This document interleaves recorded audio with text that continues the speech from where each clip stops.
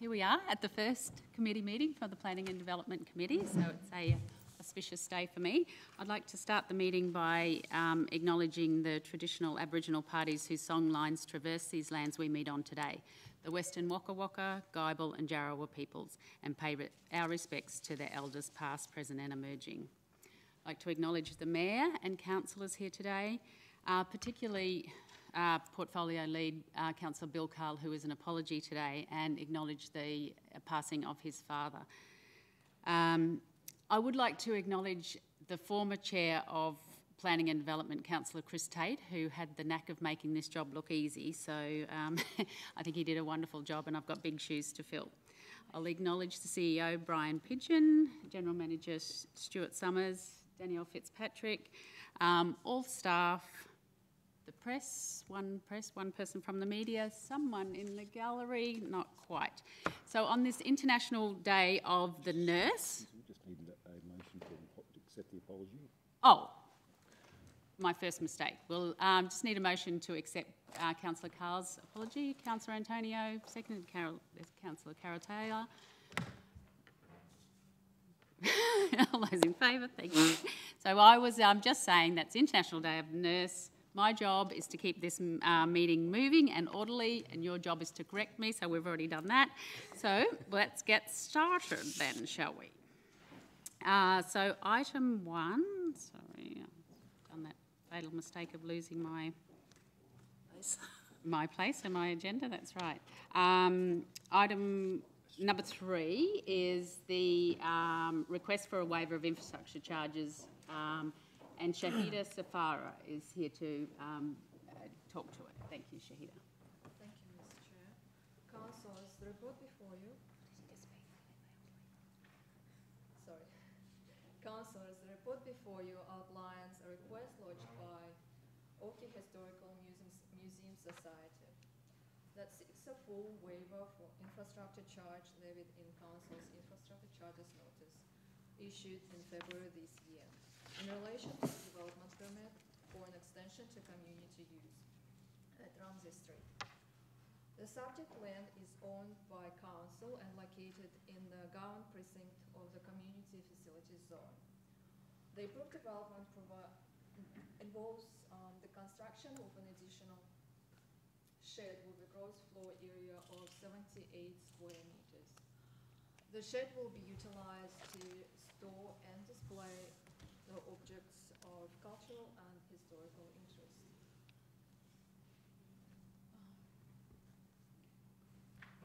This request is based on the fact that Oki Historical Museum is a non-for-profit organization. It is recommended that Council refuse the request for a waiver on infrastructure charge, as there are annual Council policies allowing for waiver or reduction of infrastructure charge for not-for-profit organization or for this approved use. However, Council has previously approved deferral of infrastructure charges in circumstances where a proponent was a not-for-profit organization. Therefore, alternate options are provided for Council's consideration to defer all or part of the infrastructure charge. Any questions, councillors? Councillor O'Shea? Yeah, thanks, Madam Chair. I'd like to move an alternate motion if there are no further questions. No questions, so Councillor O'Shea is moving an alternate motion. Yeah, thanks, Madam Chair. I wish to move the alternate motion, which I think was circulated to councillors, that Council agree to a deferral of payment infrastructure charges payable pursuant to the infrastructure charges notice for the development approval for material change of use, code for extension to community use, gross floor area GFA 78 square metres at lot 80 Ramsey Street, Oki, in the sum of $3,365.08 or 100%, until such time as the use is operated by a for-profit organisation or the entity or the use changes. The seconder for the motion? Councillor McDonald, you want to speak to that or? In debate. Would you? Well, thank you, Madam Chair. I'm happy to speak in favour of the alternate motion. The reason I put forward this alternate motion is a couple of reasons, but the main one around is precedent of what we've done as a council in the past. we see a table that's listed there of other examples around not-for-profit organisations, and you'll see, I think it's upwards of around 19 or 20 of the last 25, we have either offered a deferral or a full waiver whilst they remain a not-for-profit, and obviously until the time where they change that status, essentially. So I think there's consistency that's been shown by council. This is a particular entity that is on council land as well. So I just see, for those reasons, as I said, there's consistency that we've done in the past, and I think that there's no reason why we shouldn't consider this alternate motion where we do the deferral of the sum of $3,365.08 until it but a not-for-profit organisation. Does anyone want to move into debate? No. Councillor. Thank you, Chair. Just a question. I note in this table we have waived fully the fees in some instances, and I note the dates aren't there, but since 2013. What would be the grounding for this council to do that? I note a lot of the other ones are non-for-profit in rural regions of Toowoomba region, rural towns. What would be the basis for fully waiving the fee? Do we have the power to do that, or is it normal? Do you want to speak to that, or?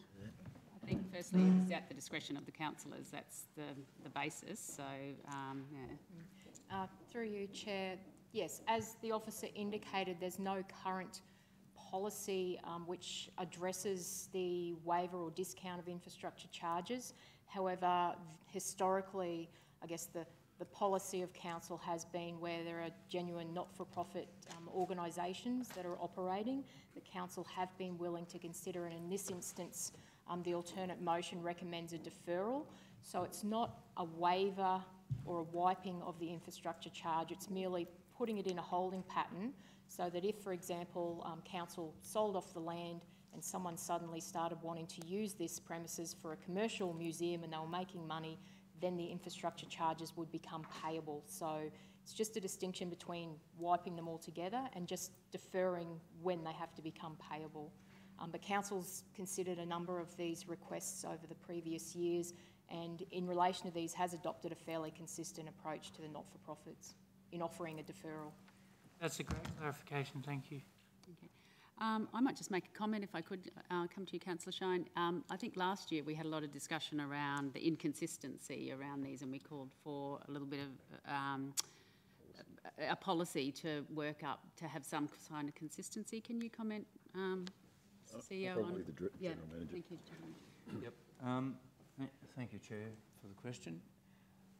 I think on the 20th of May we're bringing a briefing to councillors in regard to some aspects to do with infrastructure charges, and particularly the resolution that councillors have to resolve in regard to enable officers to charge those infrastructure charges that are consistent with the LGIP. We are up to resolution number 3 at the moment, but resolution 4 was going to be adopted last year, but we were asked not to due to the fact that there were court proceedings happening at that time, and we are now prepared to bring, or ready to bring, resolution number 4, the draft, to council. So we'll be talking to council about that on the 20th, and in that we are putting a number of these sort of policy type issues to bed, and particularly in terms of the not-for-profit area, where it's clearly a not-for-profit recognised by the ATO as such. So that will overcome that policy gap, which to this point in time council has been using consistency in regard to the way we deal with the not-for-profits up to this point. Hence that table being in the report as a guide to councillors. Okay. Councillor Shine, you have a question? No, thanks, Chair. I'm very happy to support Councillor O'Shea's motion, having been to that museum of recent times and had a discussion with the committee, who are dedicated people, fairly elderly, but doing a sterling job. My question, though, is in relation to a deferral. in the event that it is sold down the track, how does a purchaser know that charge is there? Is it registered on the title, or is it purely through a search through council records? Sorry. How is the charge? How does it stay with the? It stays with the property, doesn't it? Yeah. Yeah, the charge notice is applied to the property, not to the person. So if the person sells that, he doesn't take the charge with him, it remains with the property. But is it registered on the title, or no? No, it's A search through the council record. not registered on title. There is a process where that charge can be registered on title, but certainly, sorry. I'm supposed to sit down, not stand up, because of the microphones. How does one become aware that if they're buying the property? Yes, through due diligence search. Planning and development certificate. And that's probably the best way. Or certainly when there's a planning approval, there's usually notes in regard to the fact that there's an infrastructure charge. That has been somewhat of an issue when people don't do due diligence, and believe it or not, there are commercial entities out there that don't do due diligence. So it's can be problematic, but I think we've overcome that. And there's also a note on the rate certificate. At least the vast majority of people purchasing properties or businesses do get a rates notice, thankfully. Okay. So motion before you, councillors. All those in favour? It's carried with majority. Unanimously. So item number 4 is a similar sort of thing, and that is the request for a waiver of infrastructure charges, 101 Oakey Kuya Road, Oakey. Yep. And Shahid is going to speak to that as well. Thank you. Thank you, Ms. Chair. Councillors, this request was lodged by Toowoomba and District Old Machinery Society that seeks a full waiver of infrastructure charge levied in Council's infrastructure charges notice issued in February this year in relation to development permit for extension to community use at 101 Oakey Kuya Road. The subject land is owned by Council. It's Oakey Showgrounds, and it's located in a sport and recreation zone. The approved use includes construction of an additional shed with a gross floor area of 162 square meters. The shed will be utilized for library, office, first aid room, and storage area. Toowoomba and District Old Machinery Society lodged this request on the basis that it is not for-profit organization. It is recommended that Council refuse the request for a waiver of infrastructure charges, as there are no Council policies allowing for waiver or reduction of infrastructure charge for not-for-profit organization or for this approved use. However, Council has previously approved deferral of infrastructure charges in circumstances where the proponent was a not-for-profit organization. As such, alternative options are provided for Council's consideration. Any questions, councillor? Question, thank you, Madam Chair. Councillor. I might, thank you. As this is on the showground, and when shows are on, I'm certainly not against I'd like to move the alternate motion, but a question first. I'd actually like to know if the Oakey Show Society has a master plan for the showgrounds, because, you know, is that the right spot for this shed to be as far as the future of the showground is concerned? It's council land, but the Show Society actually administers that area, and I'd just like to know, through you, Madam Chair, if there is a master plan for that showground. I'm afraid I'll have to take that on notice and refer that to my colleague, Nick. It'll be too late, I guess, when this is done. But I'll certainly get an answer. Okay, because that area is used for parking when there's a big event on out there, and I just, I can only assume that I'll sit down. can only assume that, that certainly there's been discussions with Parks in regard to this item. And, It's got an approval. oh, it's got their approval. So- It's already got an approval. So then I'm happy to move the alternate motion that has actually been circulated. Again, it's a not-for-profit and on council land, and it's a deferment, a deferral of payment. And for all the reasons Councillor O'Shea has so adequately put forward. But it is a pity sometimes when you think of two organisations that are doing very much the same thing that they couldn't have actually gotten together and used the same facility. But I'm happy to move the deferral of these infrastructure charges. So Councillor Carol Taylor's moving, Councillor O'Shea is seconding. Just before we go to the vote, Chris, Theo, did you have a comment on Councillor Carol Taylor's question about the master plan? You might not hear down there; it's a bit hard to. Did you hear? Shagida.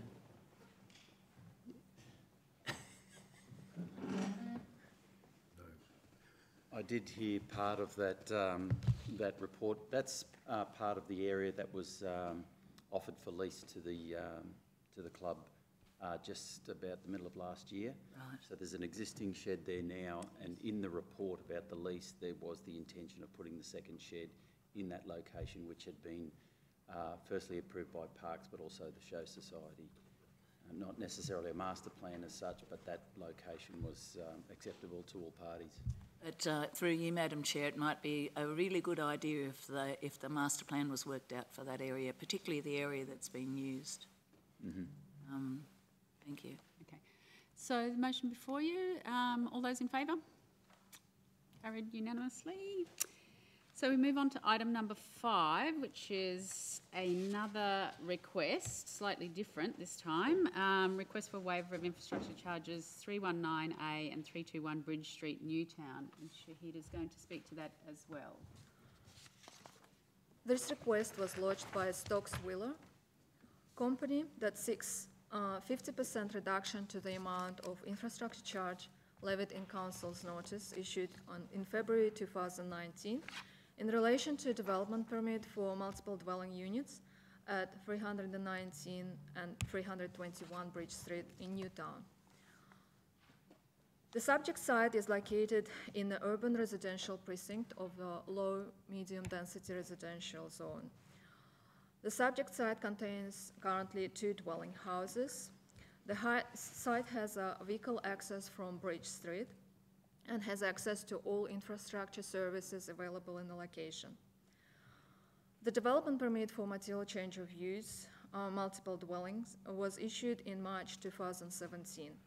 The approved development comprises 4 by 2 bedroom and 7 by 3 bedroom units. The total gross floor area is 1,829 square meters. In April this year, Stokes Wheeler company requested a 50% reduction to the amount of infrastructure charges, citing the financial impacts that the novel COVID-19 pandemic is having on the present viability of the project.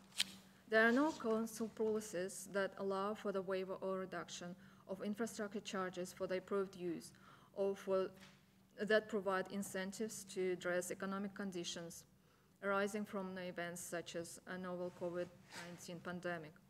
Accordingly, it is recommended that council refuse the request for a discounted infrastructure charge. It is noted that council has previously approved request for reduced infrastructure charges in circumstances where the approved use didn't meet the requirements of council incentive policies. In such alternate options are provided for council's consideration of reduced infrastructure charge. Questions, councillors? Thank you, Madam Chair. Whilst I respect the officer's alternate motions that have come before us today, I'd caution council on going down a path that we haven't had a good, solid discussion on. But this does give us an opportunity to actually have a look at a temporary COVID infrastructure charges policy. So my suggestion for the recommendation would be to agree with the officer's recommendation, the council refuse, as number one, and number two, that council consider a temporary COVID-19 infrastructure charges policy at a future Planning and Development Committee meeting. That keeps us in step with other relief or stimulus packages that council have been talking about, and actually aligns with so much as what the author has mentioned in the email as well. So I think we owe it to ourselves as a council to consider this with all factors on the table, and that's why I'd prefer to do what I've suggested, 1 and 2, and note the General Manager's comments that we have a session on the 20th of May next week where perhaps this could be part of that discussion through you. Yes, thank you, Councillor. I think, you know, there is obviously a lot of discussion around what measures we can implement to stimulate the building industry or to with developers, so that it has to be a consistent package as well around for the whole of the industry and not just an ad hoc one-off type thing. So you've moved that as the alternative motion, is that right? Yeah. Councillor O'Shea, second. Does anyone want to ask a question? Yeah. I'd just like to point out that the infrastructure notice for this was issued on the 14th of March 2017. Hardly been influenced by COVID. COVID's only been around for the last few months. So whilst I agree with the situation of working out a policy, we need to be very careful to be consistent, because this has been sitting there since 2017. This is 2020, and COVID has only been around in this area since March.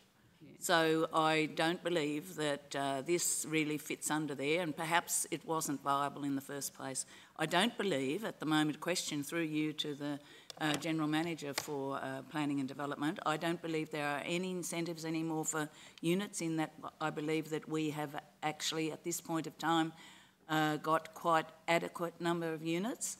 And I was part of a council that sat here with incentives for units, and I don't believe that that is something that is really desirable at this point to... Madam Chair, with respect, I think that discussion can all take place at the next session, if that's okay with you, Councillor Taylor, because I think all of those points are very valid and should form part of this policy. I think that's part of that discussion. So we've got a mover and a seconder then. I'm happy to... Has someone seconded it? Councillor O'Shea, yeah. Use it. Excuse me, just a question. What is the alternate motion? That we come back with a session, consider a temporary up there in the highlighted. Refuse. Refuse. Okay, thank you. Okay, with that, so we have the motion there. So all those in favour? Those against? Carried. All right. Sure. Now, item number 6 is the Development Assessment Regional Development Applications Report. Maybe I will stand up. Oh, you're going to stand up, okay. Madam Chair, if that's okay. You guys can hear me down the back? These are the stats that we produce for each monthly meeting, and they've been trending for quite some time, I guess for the last 12 months. In fact, pretty much where there's been the number of housing approvals and commencements has been dropping away.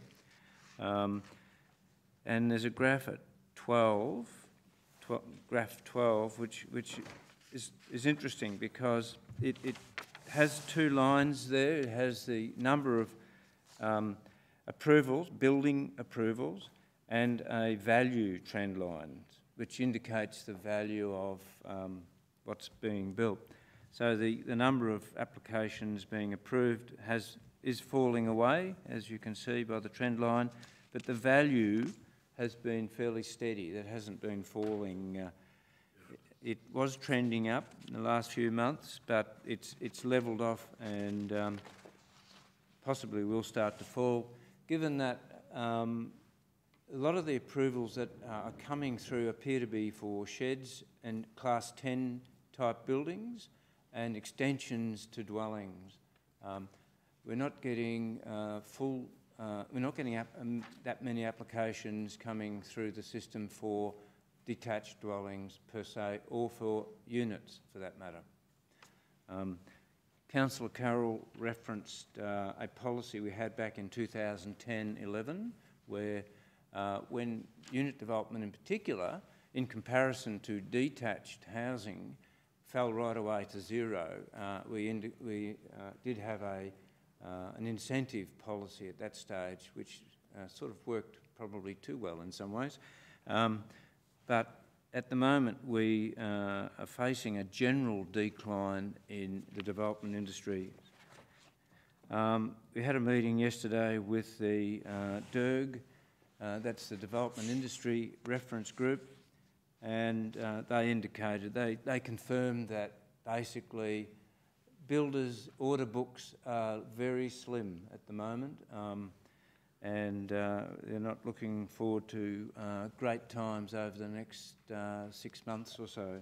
So hopefully the federal government will step in there and provide some incentives. There's not a lot that council can do in regard to that matter. It involves a fair bit of fiscal muscle that the feds have and we don't. I might leave it there, councillors. Are there any questions in relation to these figures? Questions, councillors? Good, Thank you. Madam Chair. Stuart, it's a comment, it's not a question. I think we all should be reminded of these figures when we start to talk about our budget and our ideas for stage 2 through stimulus COVID responses, because there is a delay period for all of these things, obviously, as we go through. So although I take on board your comment that council can do very little, we can do some. To keep that in mind when we get to those discussions. That's all. Thank you. Take this comment. Could I ask a question, Stuart? The graph line with the numbers and the values trending. Yep. Would that be that there's just a couple of high value things that have been done? So, you know, that might skew that a little bit? Yep, precisely. Yep. Okay. The last one that would have influenced these figures was probably the burn-off development in Ruthven Street, which was a fairly major high capital investment by Mr Burnoff. And prior to that, of course, was the hotel, again in Main Street. And if I just make reference to your comment, Councillor McDonald, we were talking this morning in our planning and development meeting about incentivising incentivising units, that sometimes you have to be careful about what you get in the end, the quality of what you get. So, you know, we just kind of need to keep that all in mind as we're trying to keep in the big picture as well. So. All right, so that's no more questions for General Manager. So do I just move that we accept that report? Is that how that works, yeah? Need a move. Oh, move that. Happy to move. Thank you, Councillor Antonio and Councillor Carol Taylor. Thank you. All those in favour? It's carried. Now, I need a mover to go into confidential. No. Adjourn. Oh, adjourn. Beg your pardon. Yep. Baby steps. Councillor Shine and Councillor... No, sorry, you got a question? Before you adjourn, and while the General Manager is here, just going back to those first two applications in relation to the shed at the showgrounds at Oakey and the Historical Museum, both on council land, is it a normal practice for us to waive those or defer those charges? Is that our practice? Because basically it's council land, they're going to improve it, the asset's going to improve for council. I'm just wondering why we have this... Yes, it is standard practice, councillor, if they're not for profit. And tick a few boxes, particularly they're recognised by the Australian Tax Office as being not-for-profit. That's a key one. Hence, we've been looking at how we can cover that off in a policy, and we've basically arrived at the situation of including not-for-profits as being exempt in the resolution of council.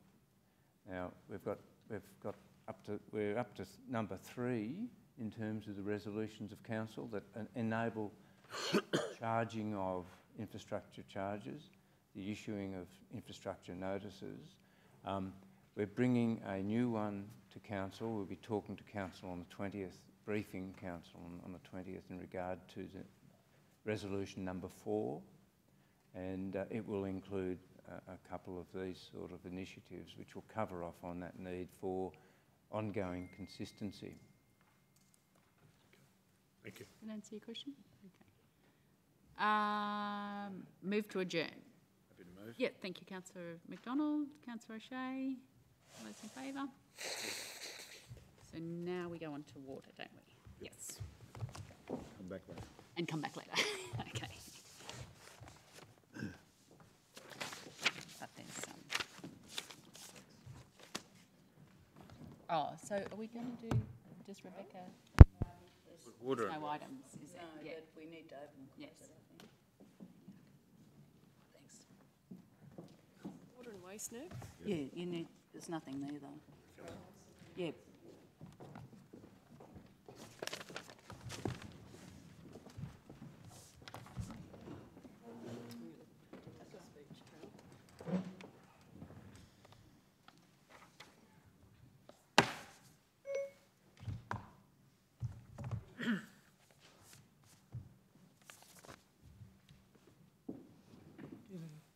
Confidential one.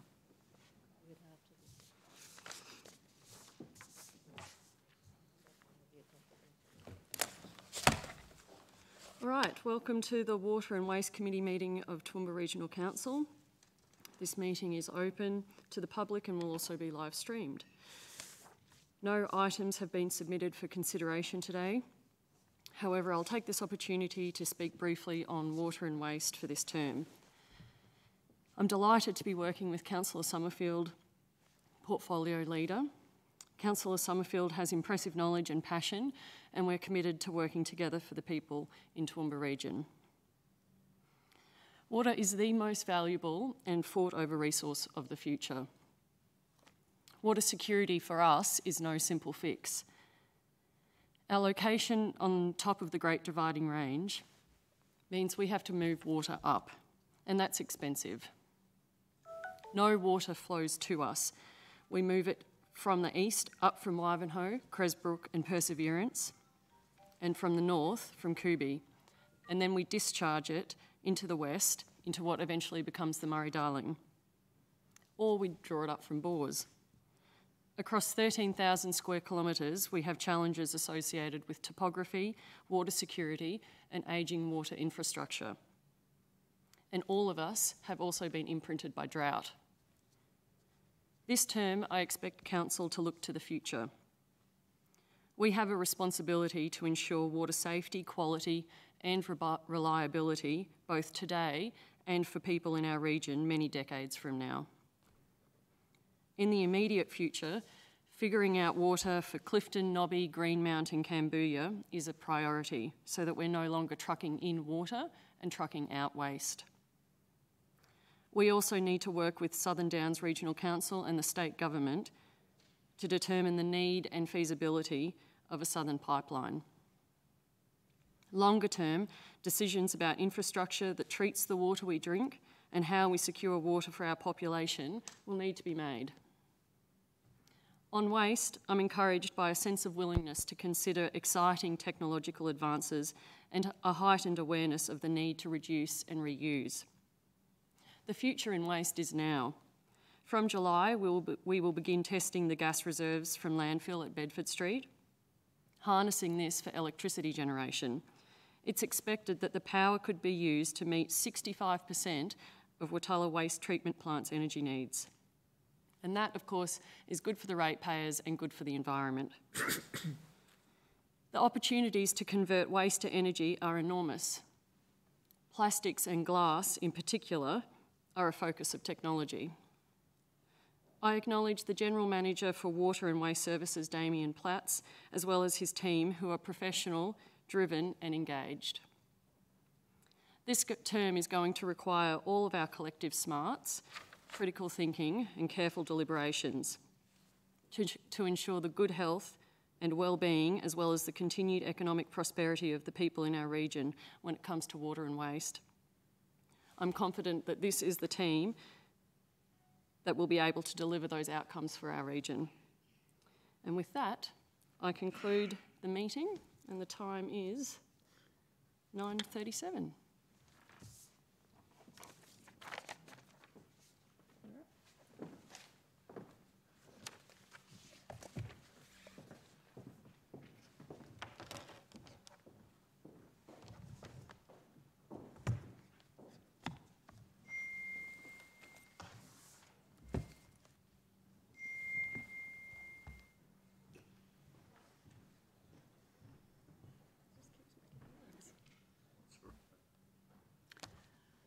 Good morning, everyone. I'd like to welcome you all here to the first meeting of the Infrastructure Committee for the Toowoomba Regional Council. I'd like to welcome the CEO, the Mayor, and recognise my portfolio leader, our portfolio leader, Councillor Melissa Taylor, and I'd like to welcome the 4 new councillors that are here on our Toowoomba Regional Council, and I'm sure we'll do an amazing job for our community. Infrastructure services covers the things that really mean the most to people: roads, footpaths, drainage, bridges, and all those things, particularly out in the rural areas, which where they will tell you so often that the only thing they get from council is a gravel road or a road so they can travel in and enjoy our parks and other things. I'd like to recognise our General Manager, Mike Brady, and the big team that Mike heads up. And we too do an amazing job for our community, and will continue to do that. We only have one. I'd like to acknowledge the traditional owners whose song lines traverse these lands we meet on today: the Gadawa, Jadawa and the Guyabal people, and the Bigambum people, and pay respects to their elders past, present and emerging. We have one item on the agenda today, and it actually sits in the portfolio of Councillor Melissa Taylor, and it's for the proposed transfer facility for the Royal Flying Doctor Service, and I'll hand over to our General Manager, Mr Mike Brady, to introduce that. Thank you. Oh, I do apologise. I haven't recognised the apology for Councillor Bill Kyle, and I'll pass on my thoughts and prayers to him and his family, and I've known his father for many years, so a motion to accept his apology. Thank you. Councillor Von Hoff, and seconded Councillor McMahon. Those in favour? Thank you. Sorry, I hand over now to Mike Brady. Thank you, Councillor Taylor. Good morning, councillors. First committee of the term. This report on the proposed patient transfer facility for Royal Flying Doctor Service at the Toowoomba City Aerodrome. Councillors, just excuse me a moment, Mike, please. Councillor Melissa Taylor, did you want to make a comment? Yes, thank you, Madam Chair. I just want to acknowledge that I have a nature of interest in the pursuant motion. My father, Raymond Taylor, is a member of the Rotary Club of Toowoomba, Inc., which is the organisation that has proposed the patient transfer facility for the Royal Flying Doctor Service at the Toowoomba City Aerodrome. So I will be leaving the meeting until its conclusion. Thank you, Councillor Melissa Taylor. Thank you.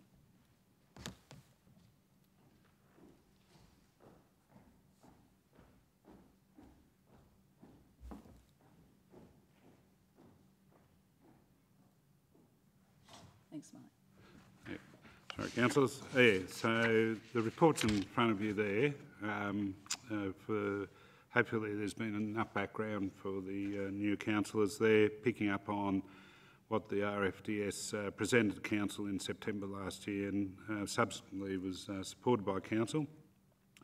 And we've been working with the Rotary Club since that time to progress their initiative. That said, them being a volunteer organisation, they're the ones progressing it through the system, and obviously it does take time, being a volunteer organisation, to get to where they need to with building approvals and and other plans and that need to be submitted. What you have in front of you is a request as part of this, obviously, is to lease what we call the baggage area of the existing terminal building at the Toowoomba City Airdrome. That's been through, and I acknowledge Chris Theodosis in the back there. If there's any particular questions on the lease itself, we can take those. But it's basically a standardised lease that we do for not-for-profits on land that council owns, and with generally the standard conditions that go with that. The attachment to the report shows you both what they desire to achieve, being something similar to what Orange has in New South Wales, and to take that baggage area, which is not weather tight or anything like that currently, and to basically make that into a proper building that they can use then as a transfer facility for patients and other persons, families and that are waiting.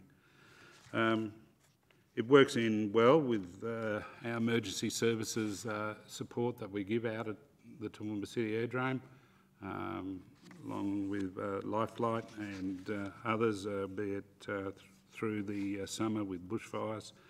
Our airport goes a long way to supporting emergency services across our region. And of course, Mike, they've gotten a grant from the federal government Yes, towards this, so... That's correct. Any questions, councillors? Councillor O'Shea? Yeah, thanks, Madam Chair. To a comment, first of all, just want to say I strongly support this, as Mr Brady has pointed out. Obviously, the process of this that it has gone through. We've seen members through Rotary present this to the Aerodrome Advisory Committee in the last term as well, so they're another group out there, obviously, that's very supportive of it. We have a facility out there that is underutilised at the moment. I think it's just used to store a little bit of stuff at the moment from the aerodrome operationally, which can be moved. So we've seen the success of this in Orange as well, and I don't need to explain to us all, I guess, the value of the Royal Flying Doctor Service and what it does in our community. So I think this is a really good opportunity for us to improve a facility out there, improve amenity. In difficult times, this is something that could be pretty valuable to that aerodrome out there. So really supportive of it, and thank you to everyone that's been involved in the process, because as I said, it has taken a little bit of work, and with Rotary through council, through the federal government, etc. But I think it's exciting to be at this point, and I think it's something that will be a great asset to the aerodrome. I know there's other questions, but I'm happy to. Thank you. Happy to move it, Councillor O'Shea. And of course, as there's more rigour around who is airside, it takes that issue away too, because ambulance can go inside there. Councillor Summerfield? Thank you. I think Councillor O'Shea may have been debating there, not that I'm sure that this needs debate, because it's a very good project. I just want a clarification around the actual area that's being leased. It's not the whole terminal, is it? No, that's correct. It's only that baggage area, which is... It would have been really handy to have had a map in the report outlining what is actually being leased as part to endorse the recommendation properly.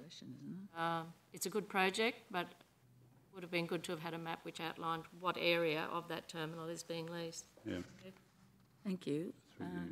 Chair, I could have that attached for the ordinary meeting. Yes, thank you, Councillor. Mr Brady's just saying that we can attach that for the ordinary meeting, or perhaps just send it out as an email to councillors would be helpful, and it's just that baggage area. It has come to council before, but we do have 4 new councillors here that, just for clarity, we'll have that out before the ordinary meeting. Any other comment or questions? Councillor O'Shea, did you want to move that?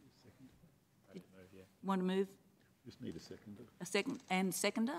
Councillor Summerfield, those in favour? It's carried, thank you. Thank you, councillors. That completes the infrastructure. Can I have a motion to adjourn? I don't have to, do I? I'm completing, thank you. Grab Councillor Melissa back. I'm sorry? Councillor, yes, and planning resumes, thank you. Yeah. Thanks, Mark. Thank you, Mark. We'll be over soon, hopefully.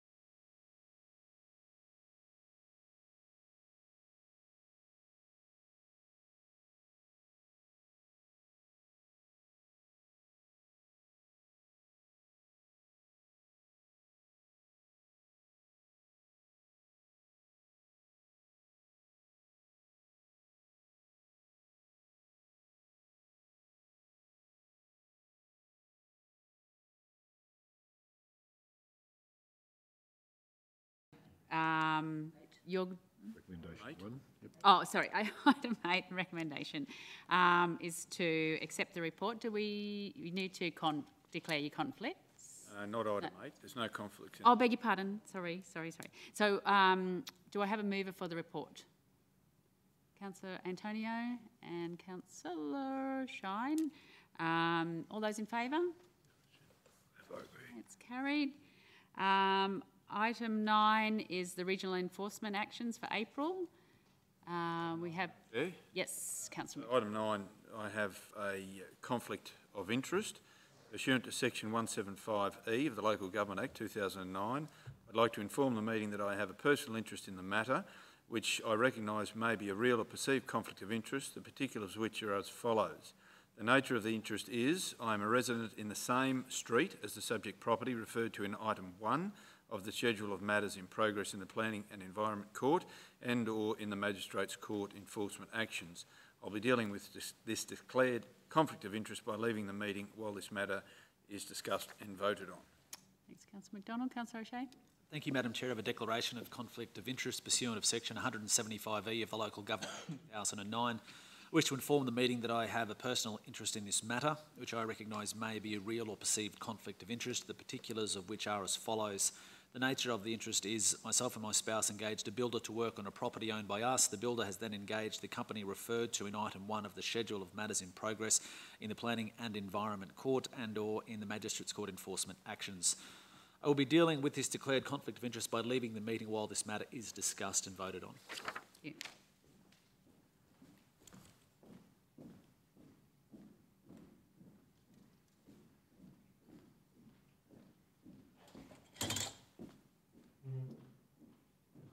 So, councillors, we have the report before you. Do I have a mover for the report?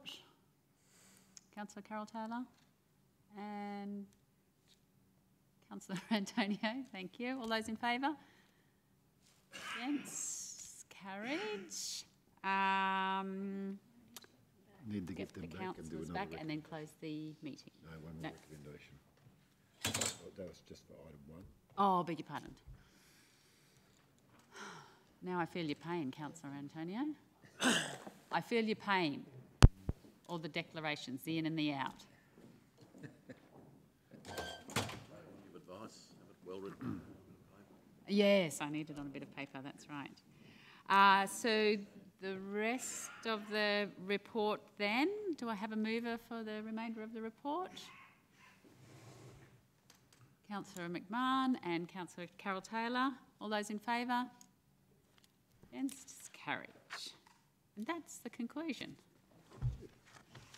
Thank you for being patient, as I say. Now, we're running ahead of time. As if, just following on from my email last night, if we want to have a break for 15 minutes